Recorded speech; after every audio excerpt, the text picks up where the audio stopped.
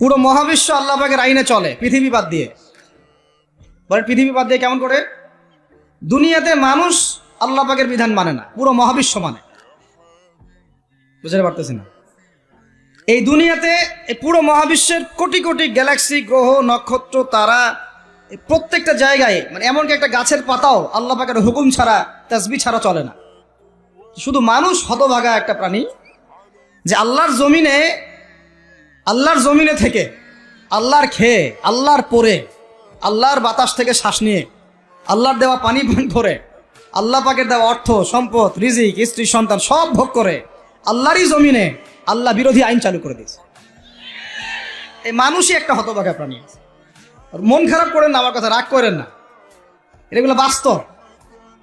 আর আমার দিকে তেরে এসে কোনো লাভ নাই, কারণ এটা হচ্ছে অকাট্য সত্য কথা, যে আমরা আল্লাহ পাকের জমিনে আল্লাহর খেলাফতের দায়িত্ব পালন করছি না।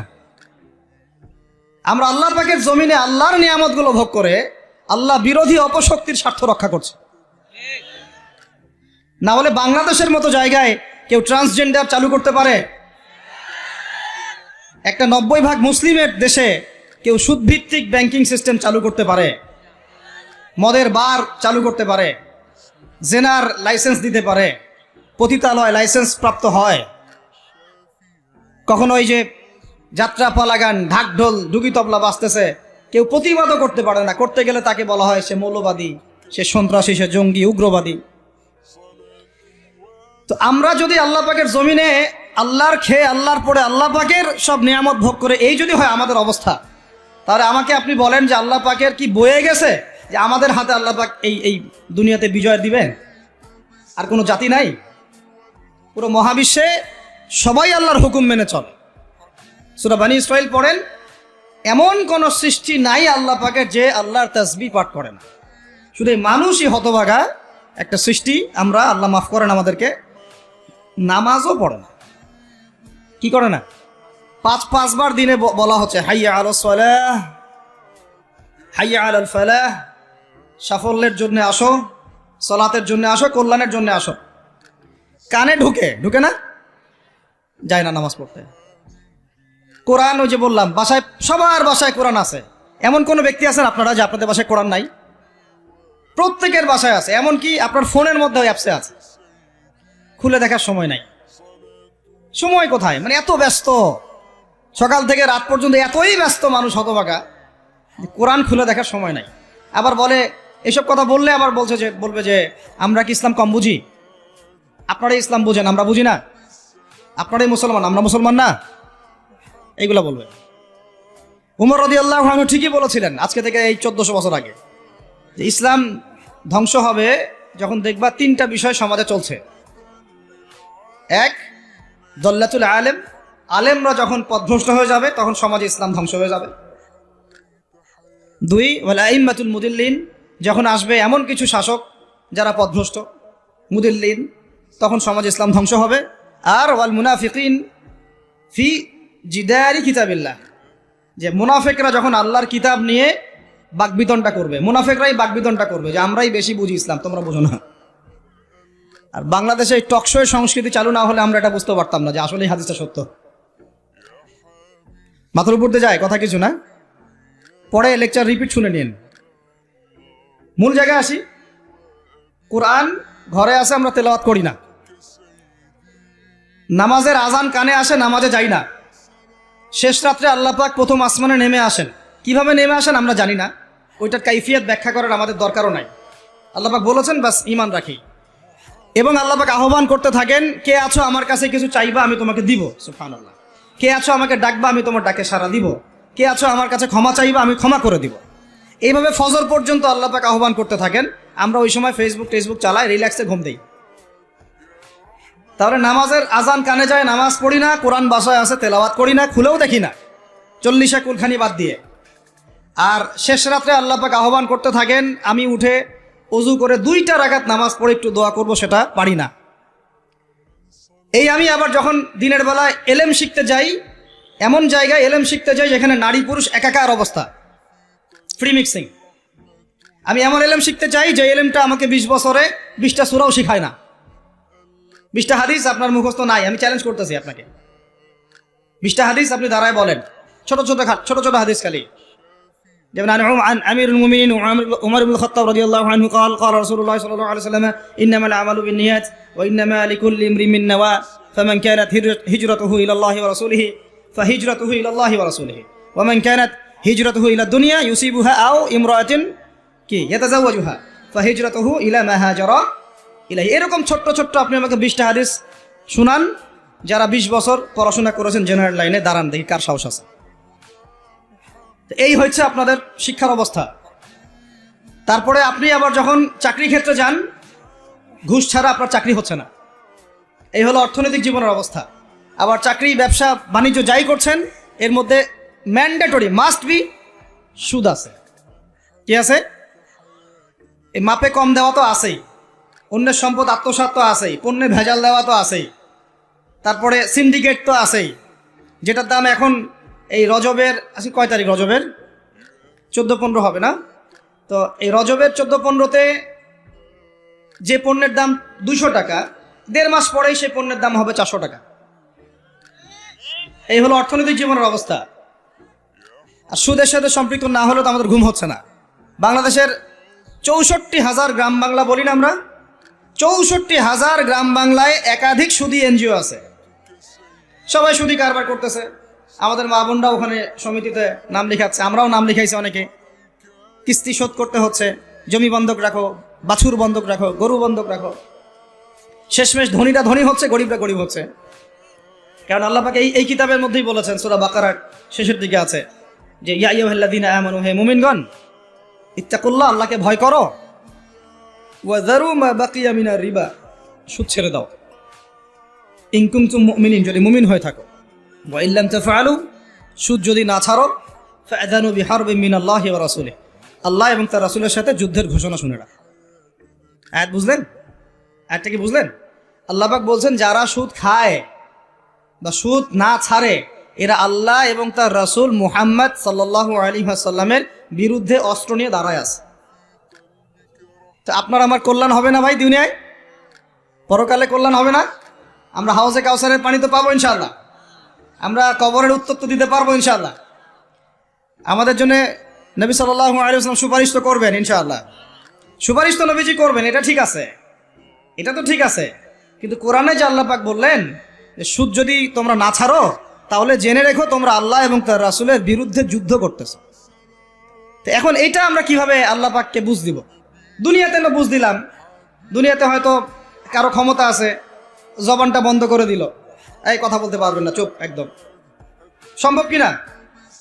দুনিয়াতে হয়তো সুদের মহাজন যারা একত্রিত হয়ে দেখা গেল যে একে তো সরাইতে হবে রাস্তা থেকে, এ তো মারাত্মক কথা বলতেছে, সরাই না হয় দিল, হতেও তো পারে, ইতিহাসে হয় নাই এমন। তারপরে কারো হয়তো দুনিয়াবি স্বার্থ আছে, বুঝাচ্ছে আমার বউ আছে, বাচ্চা আছে, চাকরি বাকরি কেমনে ছাড়ি ইত্যাদি। তো সব না হয় বুঝলাম, আল্লাহ পাকের সামনে আপনি এখন কি বুঝটা দিবেন? রাসূলের সামনে দাঁড়ায় কি বুঝটা দিবেন? দিতে হবে কি না জবাবটা?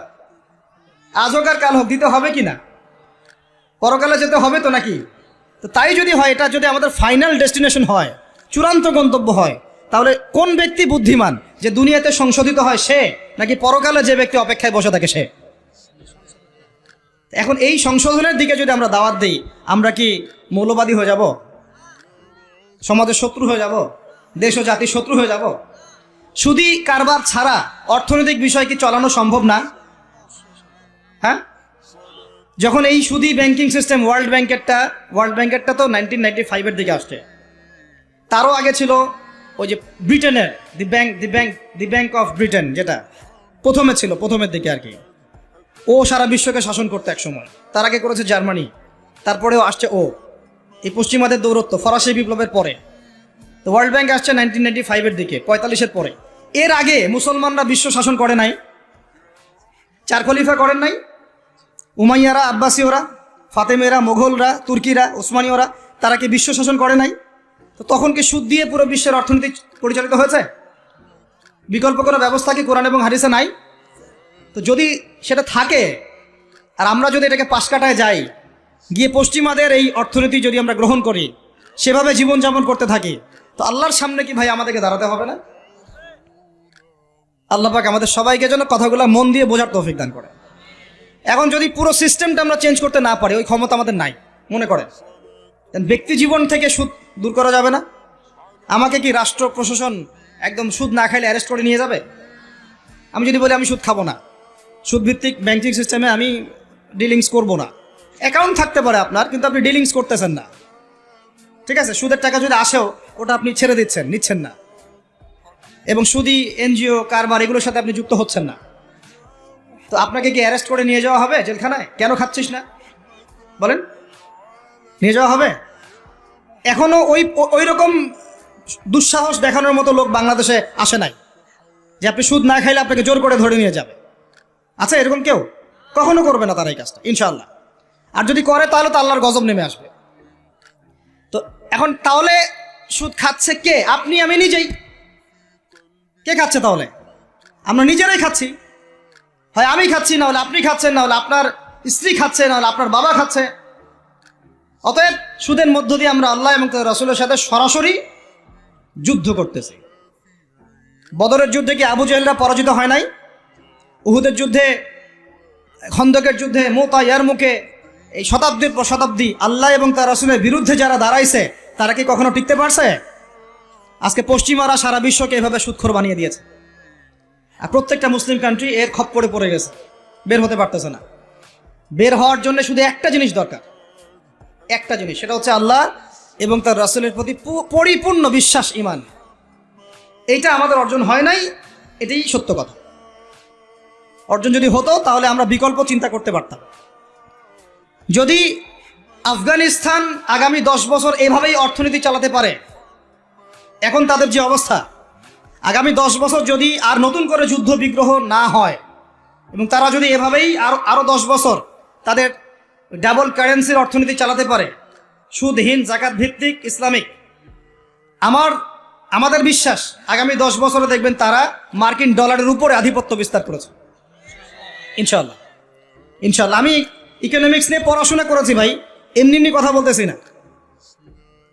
অনলাইনে যারা আপনাদেরকে এইসব তালগোল মার্কা কথাবার্তা বুঝায়, যে কাগজের টাকা নিয়ে উল্টাপাল্টা কথা বলছে, ইলেকট্রনিক মানি নিয়ে উল্টাপাল্টা কথা বলতেছে, বিটকয়েন ক্রিপ্টোকারেন্সি নিয়ে কথা বলতেছে উল্টাপাল্টা, ভাই এগুলো আমরা জেনে বুঝে কথা বলতেছি, জেনে বুঝে পড়াশোনা করে এগুলোর উপর আমরা থিসিস করেছি ইউনিভার্সিটিতে, এগুলোর উপরেই।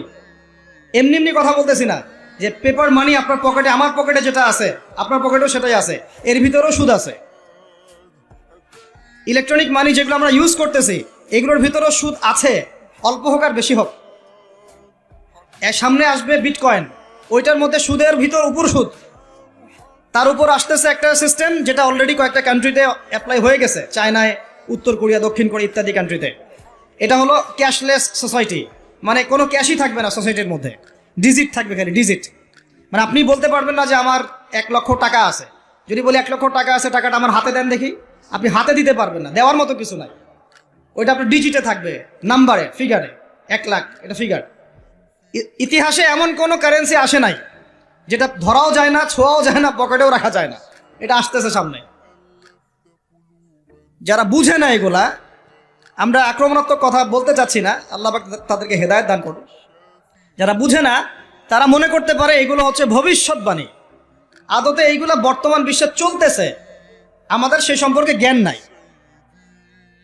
আমরা অনেকেই ক্যাশলেস সোসাইটি প্রতিষ্ঠার চেষ্টা করতেছি, এটার মধ্যে যতটুকু কল্যাণ আছে না তার চেয়ে বেশি অকল্যাণ আছে। যখন আমরা একটা জিনিস চালু হয়ে যায় তখন সবাই কিন্তু প্রতিবাদ করি না, যখন চালু হয়ে যায় তারপরে ওরা যখন ইসলাম বিরোধী এজেন্ডা বাস্তবায়ন করে তখন আমাদের টনক নড়ে। এক্সাম্পল দেই একটা, তাহলে বুঝবেন। আজকে ট্রান্সজেন্ডার নিয়ে যারা পেট্রোনাইজ করতেছে, পিছন থেকে ফান্ডিং করতেছে, এটাকে প্রমোট করতেছে, অনলাইন অফলাইন যেখানে ঢুকবেন খালি এগুলোই দেখা যাচ্ছে, এর পিছনে একটা সুদী এনজিওদের হাত আছে। কাদের হাত আছে? তো এখন সারা দেশে যখন এরা কারবার শুরু করেছিল তখন আমরা কিন্তু সবাই মিলে এইভাবে প্রতিবাদ করি নাই। আজকে যখন তারা একটা জিনিসকে প্রতিষ্ঠা করার চেষ্টা করতেছে ওদের স্বার্থে, ইসলামের বিপক্ষে, এখন আমাদের অনেকে টনক নড়তেছে যে আরে এ কি হচ্ছে, আমাদের মুসলমানদের বাচ্চারা এগুলো কি শিখতেছে।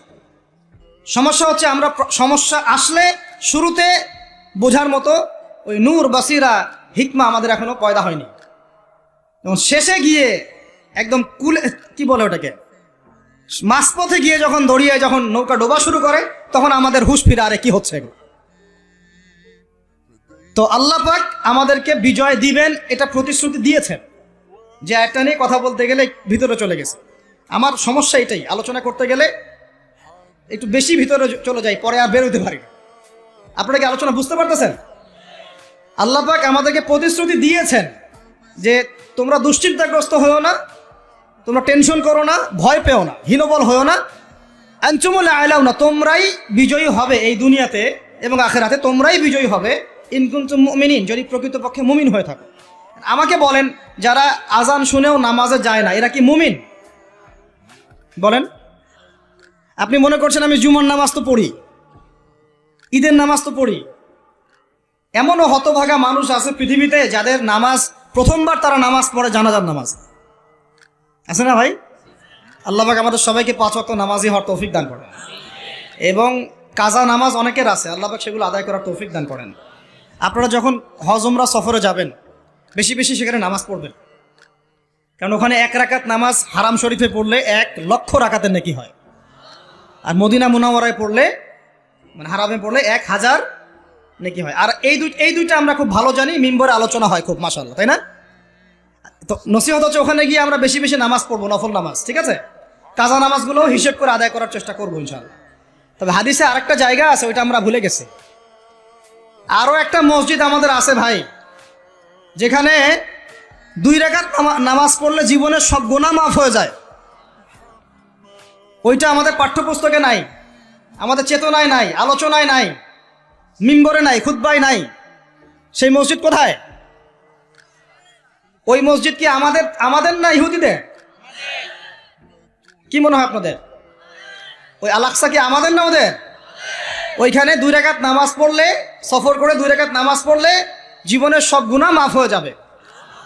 ওইখানে আমরা এখন ঢুকতে পারি না। কারো কোনো ফিকির আছে?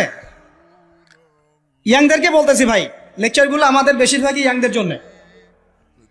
যে এই যে সেলফি, এই শোডাউন, একজন বক্তাকে আপনি দেখতে চান, ইসলামী সেলিব্রিটিজম, এগুলো যে চালু করেছি আমরা, এইগুলো দিয়ে দিন আল্লাহর জমিনে কায়েম হবে না।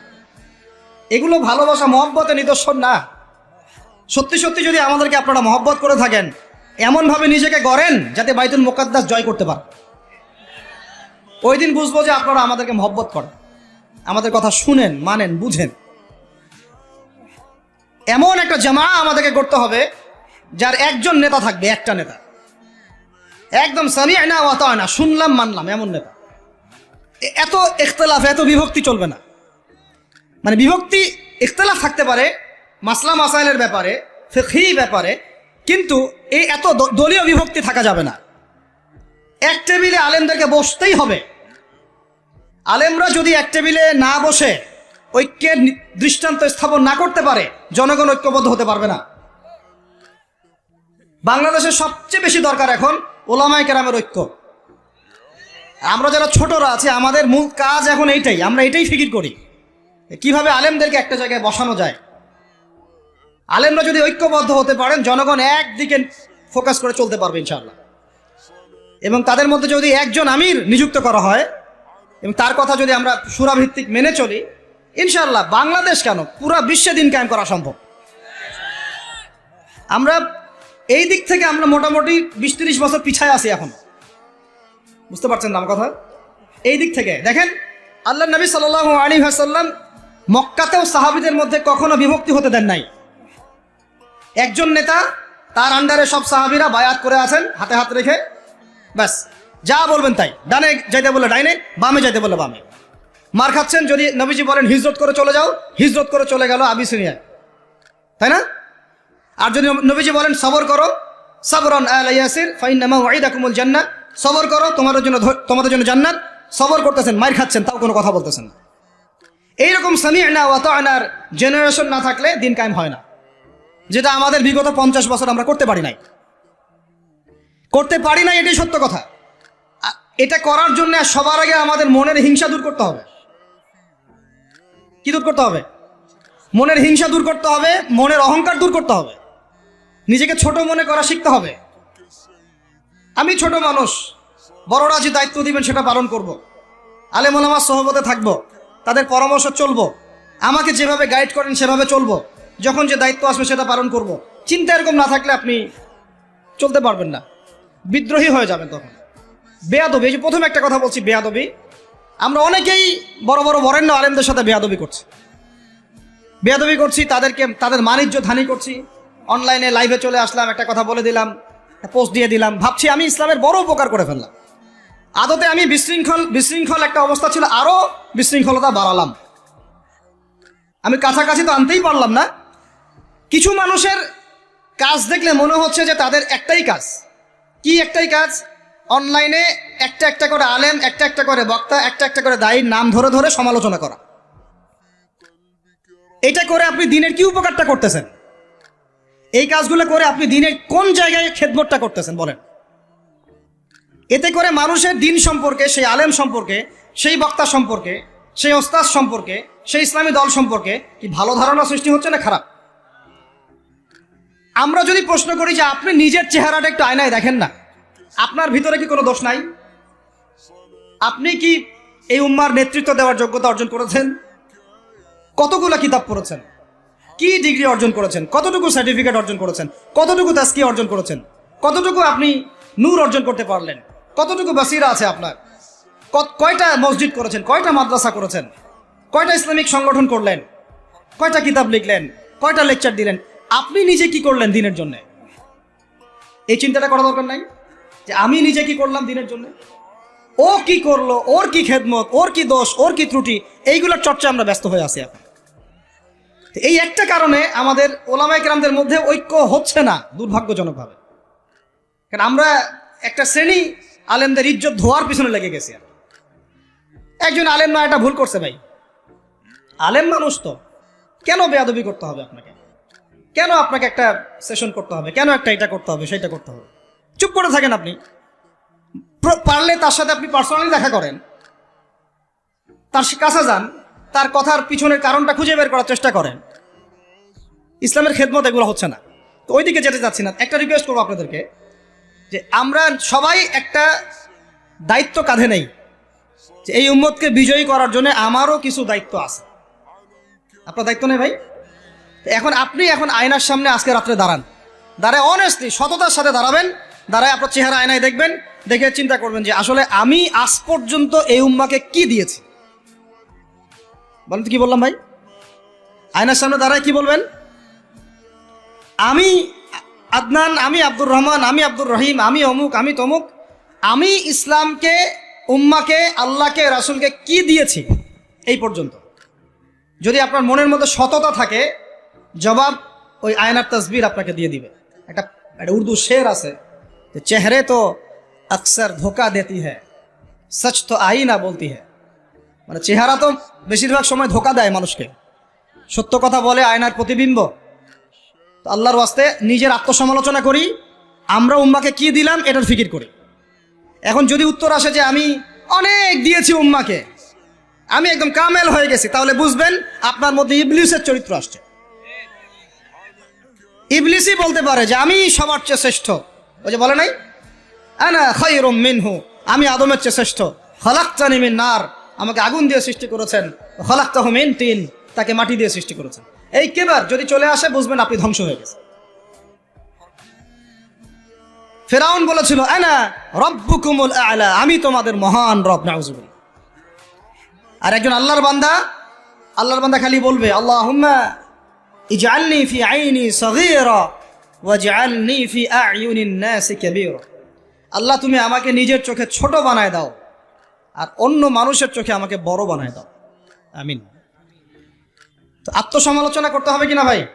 এখন যদি আমার উত্তর আসে যে না আমি তো আসলে ভাই কিছু করতে পারি নাই, এই টুকটাক কিছু লেকচার দিয়েছি এতটুকুই, এখনো আমি উম্মাকে ঐক্যবদ্ধ করতে পারি নাই, উলামায়ে কেরামকে এক জায়গায় আনতে পারি নাই, আমি এখনো কোনো ইসলামিক বড় কোনো অ্যাসোসিয়েশন ফর্ম করতে পারলাম না, এখন পর্যন্ত আমি 100টা কিতাব লিখতে পারি নাই, এখনো আমি ইফতা দেওয়ার মতো বা মুফতি হওয়ার মতো যোগ্যতা অর্জন করিনি, এখনো আমার কোরআনের কত জ্ঞান শেখা বাকি, কত আলেমের সহবতের থেকে নূর নেওয়া বাকি, এখনো কত দূর যাওয়া বাকি। এই চিন্তাগুলো যদি মনের মধ্যে আসে তখন দেখবেন রাতে আপনার ঘুম হারাম হয়ে গেছে। তখন আপনার প্রচেষ্টা চলবে ইনশাল্লাহ কিভাবে এগুলো আপনি অর্জন করতে পারবেন। ওই গুটি কয়েক মানুষকে দিয়ে দিন কায়েম হবে ইনশাআল্লাহ। আমার কথায় রাগ করলেন নাকি? একটু মন খারাপ করলে আল্লাহ পাক ওই ওসিলায় যদি আপনাকে আবার দিনের দিকে নিয়ে আসেন, আমার লেকচার ওয়াজ করা সার্থক। একটু আঘাত পাইলে আমি খুশি হব। সরকার, প্রশাসন, আম জনগণ, আমাদের মা বোন, আপনারা, আমাদের পরের প্রজন্ম, কেউই আমাদের শত্রু না। আমাদের শত্রু বরং আমার বা আমাদের চেয়ে ভালো কোনো বন্ধুই নেই আপনাদের। আমার বা আমাদের চেয়ে ভালো কোনো বন্ধু নাই আপনাদের। যারা আছে এদের ব্যাপারে একটা স্টেটমেন্ট বলে দিই আমি, যে তুঝ জैसा दोस्त हो তো দুশ্মন কি কোই জরুরত নেই। ওইরকম বন্ধু যদি থাকে তাহলে দুশ্মনের কোনো দরকার হবে না। এই বিশ্বে যারা পশ্চিমাদেরকে বন্ধু বানাইছে ওদের কোনো দুশ্মনের দরকার নাই। একদম খোলামেলা বলে, ইসরায়েলের সাথে যারা আতাত করেছে ওদের দুশ্মনের দরকার নাই।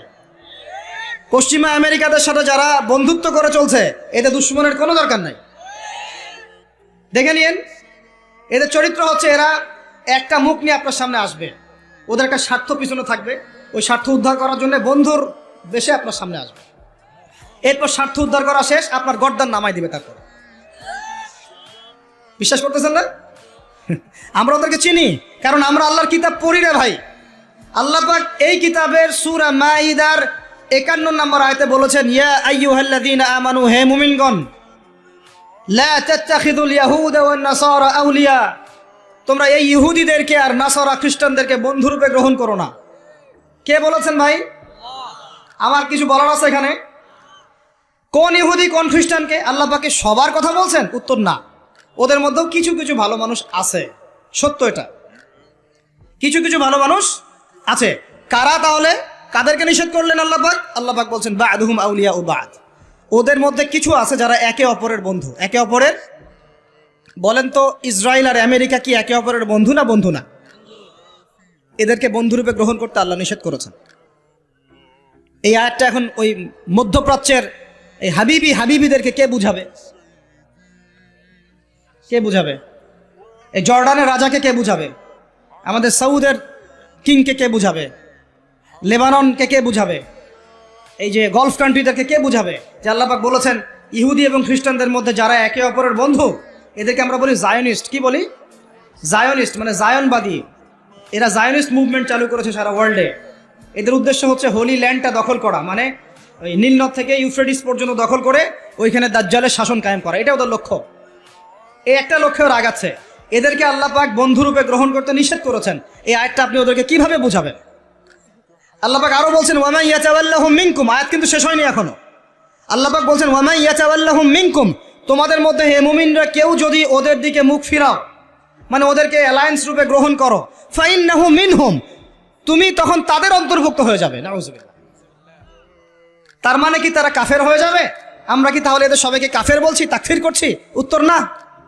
যারা বলে আমরা এদেরকে তাকফির করেছি, এরা ডাহা মিথ্যাবাদী।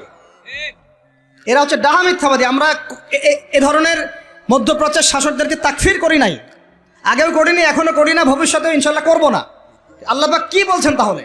আল্লাহ পাক আয়াতের শেষে উত্তর দিচ্ছেন ওয়া মান ইয়াতাওয়াল্লাহুম মিনকুম ফাইন্নাহু মিনহুম, তোমাদের মধ্যে কেউ যদি ইহুদি নাসারাদের সাথে, জায়নিস্টদের সাথে জোট গঠন করো, ওদেরকে বন্ধুরূপে গ্রহণ করো, তাহলে তোমরা তাদের অন্তর্ভুক্ত হয়ে যাবে, আমাদের কেউ থাকবে না। এর মানে তারা কি হবে? ইন্নাল্লাহা লা ইয়াহদিল কওমাজ জালিমিন, আল্লাহ পাক এই জালেমদেরকে হেদায়েত দেন না। তার মানে তারা হবে জালেম। কি হবে? আল্লাহ পাক শব্দ ইউজ করেছেন কি? জালেম। অতএব যদি কেউ জায়নিস্টদেরকে মিত্ররূপে, বন্ধুরূপে গ্রহণ করে, সে ব্যক্তি হোক, সমাজ হোক, সরকার হোক, রাষ্ট্র হোক, সে জালেম হয়ে যাবে। কি হবে ভাই? সে কি কাফের হবে? উত্তর না। কাফের হবে, কি হয়ে যাবে? জালেম। ইন্নাল্লাহা লা ইয়াহদিল কওমাজ জালিমিন, আল্লাহ পাক জালেমদেরকে হেদায়েত দেন না। এই জন্যই তো মদের বার ওপেন করতেছেন, এখন কনসার্ট করতেছেন, হ্যালোইন করতেছেন, এইটা করতেছেন, ওইটা করতেছেন। কেন? আল্লাহ পাক নারাজ হয়েছেন। আল্লাহ পাক কি হয়েছেন? নারাজ হয়েছেন আল্লাহ পাক। এখান থেকে ফিরে না আসলে আল্লাহ পাক ধরবেন। তো এখান থেকে আপনি বুঝতে পারছেন যে পুরো বৈশ্বিক প্রেক্ষাপটে আমাদের অবস্থাটা কি। আরো একটা আয়াত আছে, এটা সূরা বাকারায়, এটা আরো মারাত্মক। এটা আল্লাহ পাক তার নবীকে বলছেন যে ওয়ালান তারদা, ভালো করে শোনেন যুবকরা, আল্লাহ পাক বলছেন ওয়ালান তারদা। আপনারা হয়তো অনেকে গ্রামার জানেন না, যারা মাদ্রাসা ব্যাকগ্রাউন্ডে তারা জানে, বুঝবে। এখানে এমন একটা কথা বলা হচ্ছে যে কখনোই কখনোই তারা সন্তুষ্ট হবে না। ওয়ালান তারদা আনকাল ইয়াহুদা নাকি ইয়াহুদ ওয়ালান তারদা আনকাল ওয়ালান তারদা আনকাল ইয়াহুদ ওয়ালান নাসারা হাত্তা তাত্তাবিআ মিল্লাতাহুম। কি কঠিন কথা, কি স্পষ্ট কথা। আমরা কি আল্লাহ পাককে তাফসির শিখাইতে যাব? আমরা কি আল্লাহ পাককে তাউইল শিখাইতে যাব? আমরা কি আল্লাহকে ব্যাখ্যা শিখাইতে যাব? আল্লাহর কালামের স্পষ্ট কথার কোনো ব্যাখ্যার দরকার নাই। এটা তো আয়াতুল মুহকামাত, এটা তো মুতাশাবিহাত আয়াত নয়। আল্লাহ পাক বলছেন ওয়ালান তারদা, কোশ্চিন কালেও সন্তুষ্ট হবে না, আনকা হে নবী তোমার উপরে। কারা সন্তুষ্ট হবে না? আল ইয়াহুদ ওয়ালান নাসারা, ইহুদি এবং নাসারা। এরা কোশ্চিন কালেও তোমার উপরে হে নবী সন্তুষ্ট হবে না, হাত্তা তাত্তাবিআ মিল্লাতাহুম, যতক্ষণ না তুমি ওদের মিল্লাত, ওদের ধর্ম গ্রহণ করছো। আর কিছু বলতে হবে ভাই? হ্যাঁ, আপনি যদি এখন ওদের শিক্ষা, ওদের সংস্কৃতি, ওদের রাজনীতি, ওদের বিশ্ব রাজনীতি, ওদের কূটনীতি, ওদের মানে যা যা আছে, ওদের যা কিছু আছে দর্শন, এগুলোর সামনে আত্মসমর্পণ করেন, বলেন হ্যাঁ এগুলো খুব ভালো, আমরা এগুলো মেনে নিচ্ছি, হ্যাঁ তোমরা আমার দোস্ত বন্ধু, ওরা আপনার কোনো ক্ষতি করবে না, কোনো ক্ষতি করবে না। কিন্তু যদি আপনি এগুলোর বিরুদ্ধে দাঁড়ান, না তোমাদের এইসব গডলেস উল্টাপাল্টা আল্লাহ বিরোধী শিক্ষা এগুলো চলবে না, তোমাদের সুদভিত্তিক অর্থনীতি চলবে না, তোমাদের এই আল্লাহ বিরোধী এই যে জিও পলিটিক্স চলবে না, তোমাদের এই মুসলিমদের উপর অত্যাচার নিধন এগুলো চলবে না, তোমাদের এইসব জুলুম নির্যাতন চলবে না, এইগুলো কথা যদি আপনি বলে ওদের বিরুদ্ধে দাঁড়ান, কথা দিয়ে দাঁড়ান, কলম দিয়ে দাঁড়ান, অ্যাসোসিয়েশন দিয়ে দাঁড়ান, বা একটা জাতিগতভাবে প্রতিবাদ করেন, বা আপনি ওদের জুলুমের বিরুদ্ধে দাঁড়িয়ে যান, বলেন যে না আমরা ফিলিস্তিনিদের পাশে আছি, প্রয়োজনে আমরা ওদের পক্ষে যুদ্ধ করব, এই ধরনের কোনো কথা যদি আপনার মুখ দিয়ে বেরিয়ে যায়, মুখ ফসকেও যদি বেরিয়ে যায়, দেখবেন ওরা পুরো শক্তি নিয়ে আপনার বিরুদ্ধে ঝাঁপায় পড়ছে। বুঝতে পারেন নাই মনে? আর কেমনে বললে বুঝবেন আমার জানা নাই, এর চেয়ে আর খোলামেলা কোনো কথা বলা সম্ভব না। এই হলো কোরআনের কথা। আরো আছে, আরো বলি একটা, নিতে পারবেন তো? এই একটা নিতে পারবেন তো? আল্লাহ নেওয়ার তৌফিক দান করেন। কোরআনের কিছু আয়াত আছে সবাই নিতে পারে না। কোন কোন আয়াত আছে শুনলে মানুষ মনে করে যে কোরআন তো আমার জন্যই নাজিল হয়েছে, আর কোন কোন আয়াত আছে শুনলে মানুষ মনে করে এই আয়াতটা নাজিল করার কি দরকার ছিল। নাউযুবিল্লাহ। এখন এই যুগ চলতেছে, সব মানতে রাজি, কিসের পর্দা, পর্দার কি দরকার?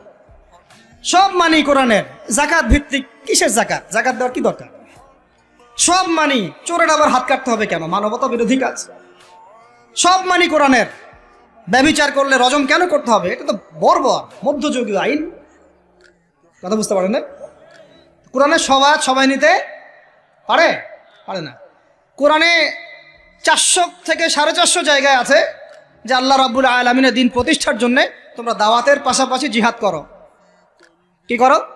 ওই শব্দ নিতেই পারে না মানুষ, শুনলেই যারা ইসলামের বিরুদ্ধে আছে, সরাসরি বিরুদ্ধে আছে, ওরা তো এমনি নিতে পারেই না, এটা আলাদা বিষয়। যারা দাড়ি টুপিওয়ালা কালিমা পড়া কিছু মুসলমান আছে, মুনাফিক নামধারী মুসলমান, এরাও নিতে পারে না।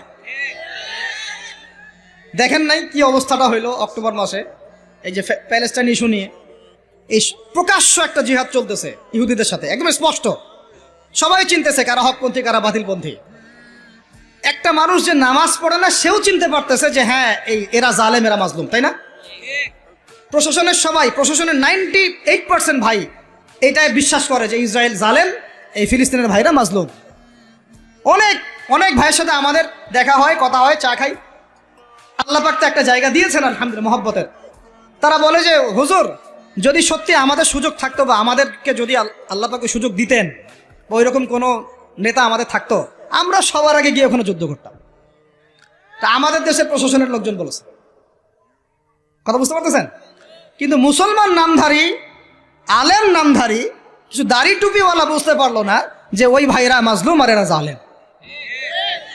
এরকম চলমান তাজা একটা জাজল্যমান ইস্যুতেও ঘুরিয়ে ফিরিয়ে ইনিয়ে বিনিয়ে ইসরায়েলের পক্ষ নেওয়া শুরু করলো। এটা নিয়ে বলতে বলতে আমি ক্লান্ত হয়ে গেছি, আর আমি এগুলো বলতেও চাই না, আমার লজ্জা লাগে। এদের বিরুদ্ধে দু একটা কথা বলতে আমার এনার্জি লস হয় এবং লজ্জাও লাগে। নির্লজ্জ শ্রেণী, নির্লজ্জ। দেখেন সিরাজউদ্দৌলার নাম শুনেছেন? বেচারা পরাজিত হয়েছে, বেচারা কি হয়েছে, কিন্তু লড়াই করে পরাজিত হয়েছে। মীর জাফরের নাম শুনেছেন? ও বেটা ব্রিটেনের হাত ধরে জয়লাভ করেছে, জয়লাভ করে মসনদেও বসেছে, কিন্তু কিয়ামত পর্যন্ত মানুষ গাদ্দারদেরকে মীর জাফর নামে ডাকে। কথা বুঝতে পারেন নাই? তো সবসময় দুনিয়ার সাফল্য, দুনিয়ার বিজয়, দুনিয়ার আধিপত্য সবকিছু না। জনগণ সব বুঝে এখন, বাংলাদেশের ইয়াং জেনারেশন স্পেশালি, তারা অনেক পড়াশোনা করে এখন, বুঝে, আলেমদের সাথে থাকে। হক বাতিল এভাবে আপনি আলাদা করতে পারবেন না, হককে বাতিল, বাতিলকে হক বানাইতে পারবেন না। ইনশাল্লাহ হক হকের জায়গায় স্পষ্ট থাকবে, বাতিল বাতিলের জায়গায় স্পষ্ট থাকবে।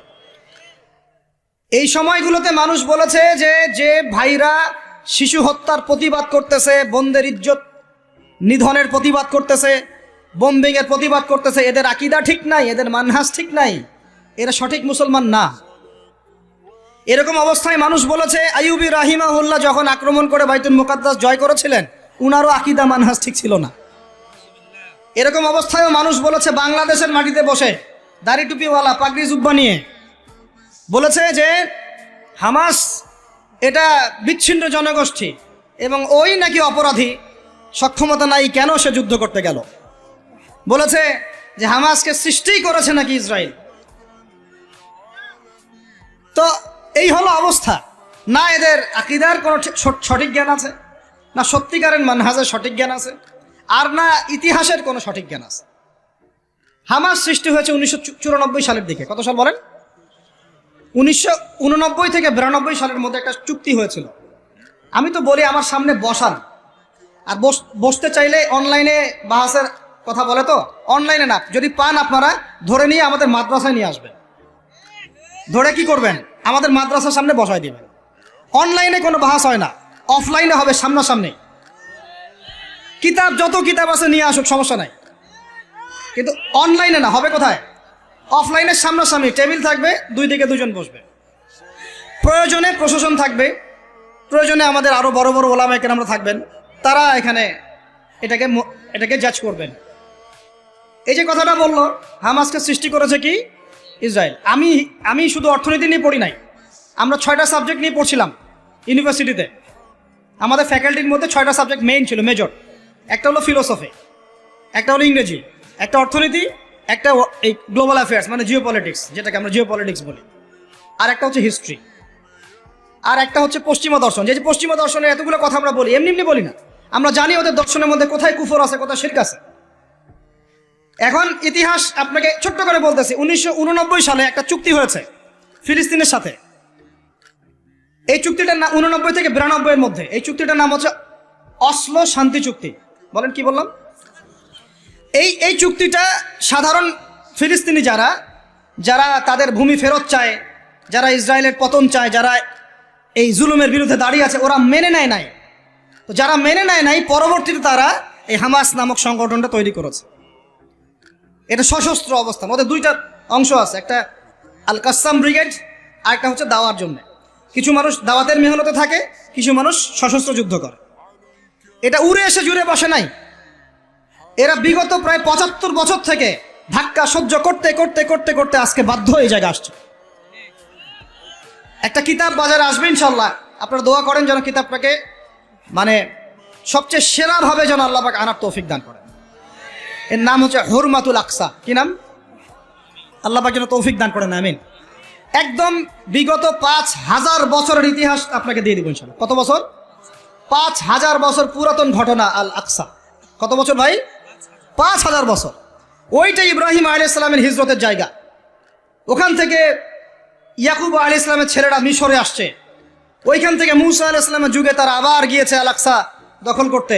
ওইখানে আমালেকা সম্প্রদায়ের সাথে জিহাদ হয়েছে। তালুতের বাহিনীর মধ্যে দাউদ ছিলেন, তিনি জালুতকে পরাজিত করে ওইখানে ইসলামী খেলাফত কায়েম করেছিলেন 40 বছর। তারপরে আসছে সুলাইমান আলাইহিস সালামের 40 বছর। তারপরে ওদেরকে নেবুজাত নেজার বের করে দিয়েছে। তারপরে ঈসা আলাইহিস সালাম আসছেন, ঈসা আলাইহিস সালামকে তারা মানে নাই। আল্লাহ পাক আবার নির্যাতন মানে শাস্তি দিয়েছেন টাইটাসের হাতে, রোমান সেনাপতি টাইটাসের হাতে। তারপরে এরা মদিনায় গিয়ে আক্রাগারে বনু কুরাইজা, বনু কাইনুকা, বনু নাজিরে, খায়বারে এদেরকে আল্লাহ নবী যুদ্ধ করে বের করে দেন। পরে এই 1250 বছর ইসলামী খেলাফতে ওরা জীবনেও বাইতুল মুকাদ্দাসে ঢুকতে পারে নাই, এই 1914 সালে এসে ঢুকছে। কত সালে? 5000 বছরের ইতিহাস তোর ভাই আমি 5 মিনিটে বলতে পারবো না, সংক্ষিপ্ত করে বুঝালাম যে 1250 বছর তারা বাইতুল মুকাদ্দাসের আশপাশেও ঘেঁষতে পারে নাই। এই ব্রিটিশদের সহযোগিতা নিয়ে ঢুকেছে 1914 থেকে 18-র মধ্যে, প্রথম বিশ্বযুদ্ধ চলাকালীন, যখন ওসমানীয়রা ব্রিটিশদের বিরুদ্ধে ছিল। ওসমানীয়দেরকে পরাজিত করে ওরা এই জায়গাটা দখল করেছে। করার পরে ওই জায়গায় কিন্তু দেখেন জায়গা দখল করে ব্রিটেন ওখানে থাকে নাই, ওই ইহুদিদেরকে জায়গা দিয়ে দিয়েছে। রহস্যজনক না? এত যুদ্ধ করে সে জায়গাটা লিবারেট করলো, করে নিজে থাকে নাই, ইহুদিদেরকে থাকতে দিল। এই যে বলেছি বাদহুম আউলিয়াউ বাদ, এরা একে অপরের বন্ধু, এরা একে অপরের কি বন্ধু। যে বন্ধুত্ব দেখলেন, প্রথম বন্ধুত্ব, জায়গা দিয়ে দিল। তারপরে 1914 থেকে 45 সাল পর্যন্ত ব্রিটিশরা এদেরকে পেলে পুষে বড় করলো, অর্থ দিয়ে, সামরিক যান দিয়ে, মিলিটারি সহযোগিতা দিয়ে, ব্যাংকিং সিস্টেম দিয়ে, যা পারছে সব দিয়ে দিয়েছে, যা পারছে সব দিয়েছে। দেওয়ার পরে ওকে বড় করেছে। তারপরে দ্বিতীয় বিশ্বযুদ্ধ হলো, ওই সময় রুলিং স্টেট চেঞ্জ হয়ে গেল, ব্রিটেনের জায়গায় চলে আসলো আমেরিকা। এবার আমেরিকা এসে ব্রিটেন তাদেরকে যে সহযোগিতাটা করত তার চেয়ে 1000 গুণ বেশি সহযোগিতা করা শুরু করল। করতে করতে ওকে সাধারণ সামরিক অবস্থা থেকে নিউক্লিয়ার মিসাইল সম্পন্ন কান্ট্রিতে পরিণত করল। এখন ওর কাছে নিউক্লিয়ার অস্ত্র আছে, ও সারা বিশ্বে ভেটো দেয়। ইরানের কাছে কয়টা অস্ত্র আছে, তাই না? ইরান পারমাণবিক কর্মকাণ্ড চালাচ্ছে নাকি, ওই দেশ করছে নাকি, সেই দেশ করছে নাকি। ও কিন্তু জীবনে বলে না যে তার কাছে কয়টা পারমাণবিক অস্ত্র আছে, বলে? কখনো বলছে?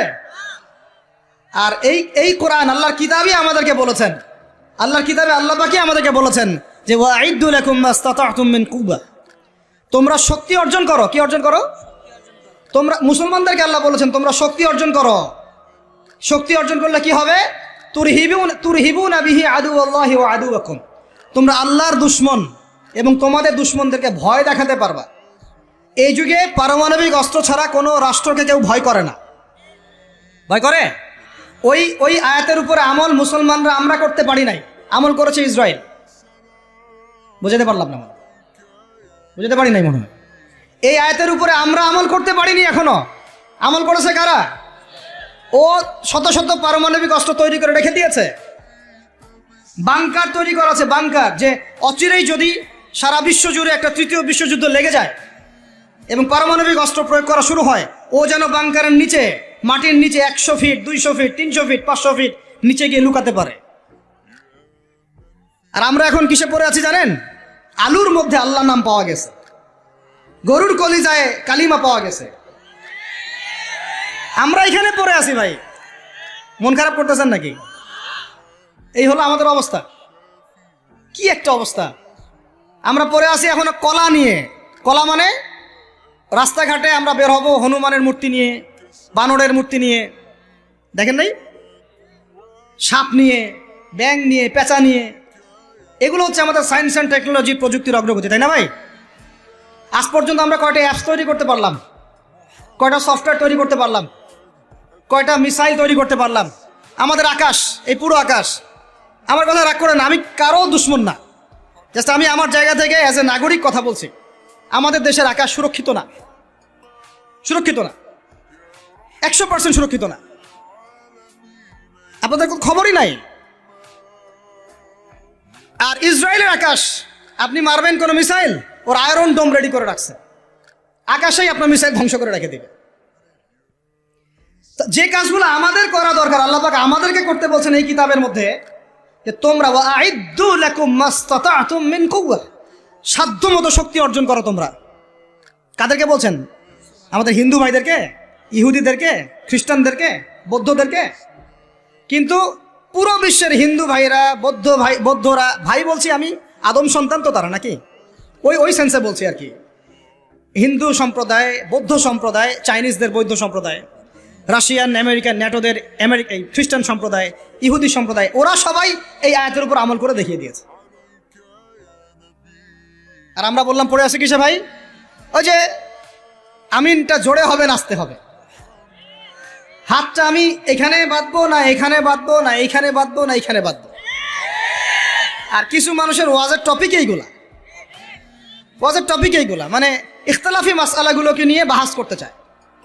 আরে ভাই, যেগুলাতে ইখতলাফ আছে মাসআলায়, সেগুলো নিয়ে তো বাহাস হয় না। এটা তো ইখতলাফি মাসআলা, ফিকহি ইখতলাফি মাসআলা, এটারও দলিল আছে, দেখা যাবে এটারও দলিল আছে।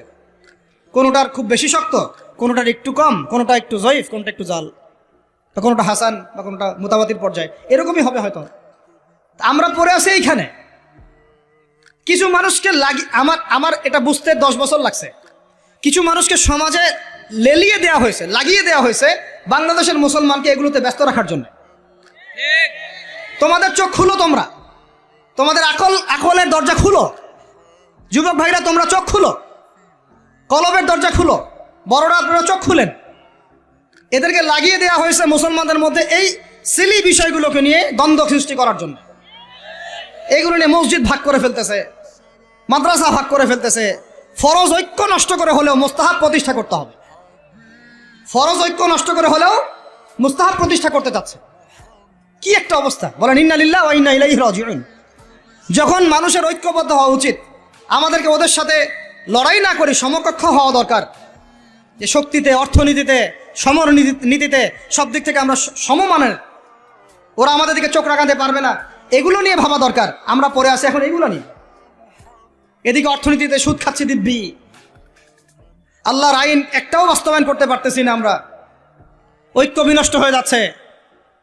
ওলামায়ে কেরামের সংখ্যা কম, এই চেয়ারে বসার মানুষদের সংখ্যা কম। আমাদেরকে এখন বসতে হয়, আমরা আল্লাহর কাছে কান্নাকাটি করি যেটা কি হচ্ছে? আমি কি নিয়ামত পাচ্ছি না ফিতনায় পড়ে আছি? আমি কি আল্লাহ নিয়ামত প্রাপ্ত বান্দা না ফিতনায় নিপতিত হলাম? স্টেজ ভর্তি ওলামায়ে কেরাম বসে থাকেন, বড় বড় মুহাক্কিক আলেমরা। আমাকে কথা বলতে হচ্ছে, আমি নাদান নগণ্য বান্দা। তাহলে আমি কি ফিতনায় পড়ে আছি, না আল্লাহ পাক আমাকে নিয়ামত দিয়েছেন? এটাই ভাবতে কুলকিনাটা পাচ্ছি না আমরা। এই চেয়ারগুলোতে আপনাদেরকে বসতে হবে না? শুধু কি আলেম ওলামারাই দায়িত্ব পালন করবেন? আপনাদেরকে পড়াশোনা করতে হবে না? আলেম তৈরি করতে হবে না? শিক্ষা নিচ্ছেন, প্রথমেই বললাম 20 বছর পড়তেছেন, কোরআনের বালাই নাই, হাদিসের বালাই নাই, নৈতিকতার বালাই নাই, মেয়েদের সাথে ফ্রি মিক্সিং, অ্যাফেয়ার্স, হারাম relation, PUBG, free fire, TikTok, এইগুলাই। তো এই জেনারেশনটাকে দিয়ে আমি কেমন করে দিন প্রতিষ্ঠার দিকে কথা বলতে পারি? আমার কথা রাগ করতেছে নাকি ভাই? আমি একটু কাঠখোট্টা মানুষ আর খোলামেলা কথা বলি, এটা আমার দোষ। তবে এই দোষটা নিয়ে আমি আল্লাহর পথে কাজ করতে চাই। কারণ সব সময় নরম নরম সুরের কথায় ওয়াজে কাজ হয় না।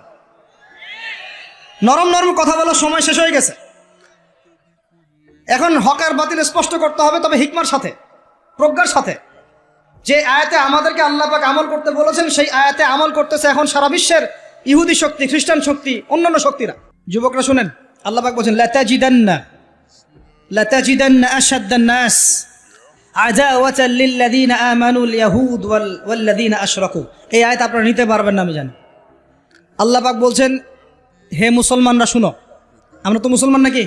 হে মুমিনরা শুনো। আগে শুনেছেন ইহুদি নাসারাদেরকে বন্ধুরূপে গ্রহণ করতে নিষেধ করা হয়েছে। আগে শুনেছেন ওরা একে অপরের বন্ধু। আগে শুনেছেন যে ওরা ততক্ষণ সন্তুষ্ট হবে না যতক্ষণ না তারা আপনাকে ওদের ধর্মের দীক্ষিত করছে। এবার আল্লাহ পাক বলছেন, মানুষের মধ্যে, হে মুসলমানরা, তোমাদের সাথে যারা শত্রুতা করে, মানুষের মধ্যে তোমাদের সাথে সবচেয়ে বেশি শত্রুতা রাখে যারা, তারা হলো 2 শ্রেণীর মানুষ। কয় শ্রেণী? এক শ্রেণী হচ্ছে আল ইয়াহুদ। এক শ্রেণী ইহুদি, মানে ওই যে আমাদের বোনদেরকে ধর্ষণ করছে ফিলিস্তিনে, আমাদের ভাইদেরকে বোম মারছে যারা, বাচ্চাদেরকে বোম মারছে যারা, এরা তোমাদের সাথে সবচেয়ে বেশি শত্রুতা রাখে। আর এক শ্রেণী আছে ওয়াল্লাযীনা আশরাকু, ওয়াল্লাযীনা, যারা শিরক করে, মুশরিক। আর আমাদের চারপাশে মুশরিকরা আছে না নাই? আমাদের একজন শ্রদ্ধেয় আলেম, আল্লাহ পাক তাকে নেখায়াত দারাজ করেন, দীর্ঘ নেখায়াত দারাজ করেন, ওলামা সম্মেলনে বলেছিলেন যে ফিলিস্তিনের ভাইরা আক্রান্ত হলে এদিক ওদিকে যাওয়ার সুযোগ আছে, কমপক্ষে মিশর, জর্ডান ইত্যাদি তারা চেষ্টা করতে পারে। মুসলমানদের উপর যদি, বাংলাদেশের মুসলমানদের যদি আল্লাহ না করুক কখনো কোনো সমস্যা আসে, বাংলার মুসলমানরা যাবে কোথায়? চতুর্দিক থেকে বেষ্টিত আছে। 2 শ্রেণীর মানুষ তোমাদের সাথে সবচেয়ে বেশি শত্রুতা রাখে। কে বলেছেন? আল্লাহ পাক আল্লাহর কালাম সূরা মাইদা পড়ে দেখেন। কোন সূরা? মাইদা পড়ে দেখেন। এক শ্রেণী ইহুদি, এক শ্রেণী মুশরিক। এখন সারা বিশ্বে ইহুদি আর মুশরিকরা একে অপরের সবচেয়ে ঘনিষ্ঠ বন্ধু। এখন বুঝেন ওয়ার্ল্ড অ্যাফেয়ার্স কিভাবে ডিল হচ্ছে। কোরআন একদম একদম জাজল্যমান, মনে হচ্ছে এখনই আয়াত নাজিল হলো। আর আমাদের উপর যদি আল্লাহ না করুক কোনো সমস্যা আসে, আমরা যাব কোথায়?